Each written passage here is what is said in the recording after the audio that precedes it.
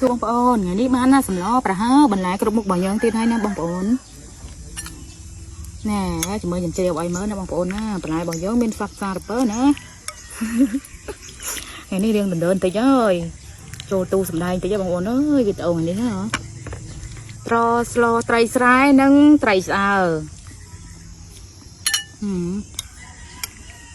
ថ្ងៃហ្នឹងបន្លែ79មុខណាចាលេងសាយខ្លះបងប្អូនអើយសំដែងនិយាយឲ្យបានបញ្យូឲ្យគេមើលទៅកុំឲ្យគេធុញអីក៏មានដែរបងប្អូនអើយអ្នកថតប្លុកកុំប្រកែប្រកាន់អីបងប្អូនអើយស្លបន្លែស្រស់យើងពីព្រោះអីមុខម្ហូបស្រាយយើងមានប៉ុណ្ណឹងទេហូបបន្លែបងប្អូនទស្សនាមើល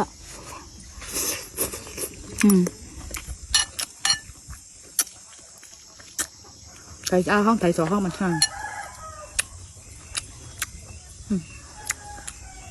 ប្រហើបើយើងរៀងស្លេកបន្តិចទេបងប្អូនស្លក់បើហើបុកគ្រឿងយ៉ាងនេះស្លក់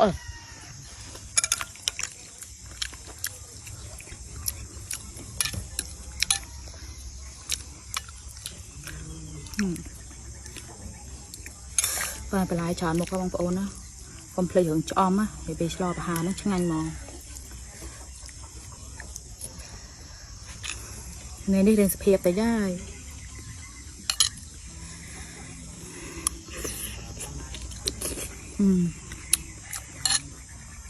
ត្រីឆ្អើរមកក្រាប3ប៉ុណ្ណឹងបងប្អូនហើយភ្លឹកស្លលាយត្រីស្រស់យើងផងមានទៀត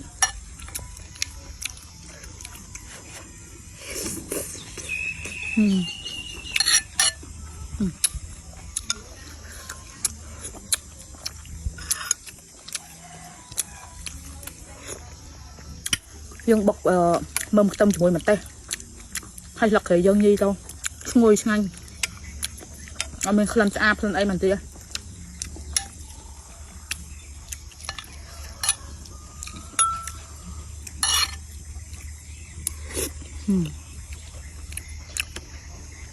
ហើយបន្ទាប់នឹងផើហ្នឹង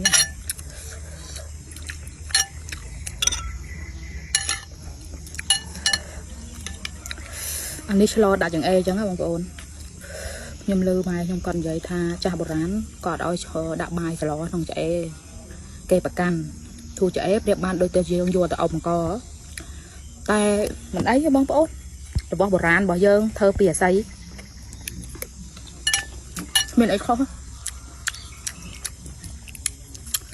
តែជឿចាស់ទៅល្អកុំឲ្យពាក្យចាស់បុរាណគេនិយាយថាមិនជឿចាស់ហ្នឹងហើយច្រឡះដៃធេងណាកុំឲ្យគាត់គេនិយាយចឹងណាពេលខ្លះមនុស្សចាស់បុរាណគាត់និយាយត្រូវ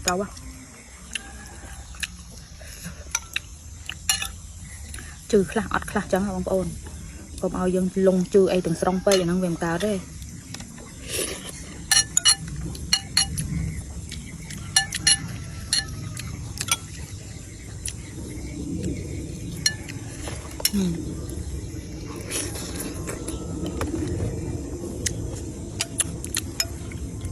ប្លុកហូបរបស់យើងពេលយើង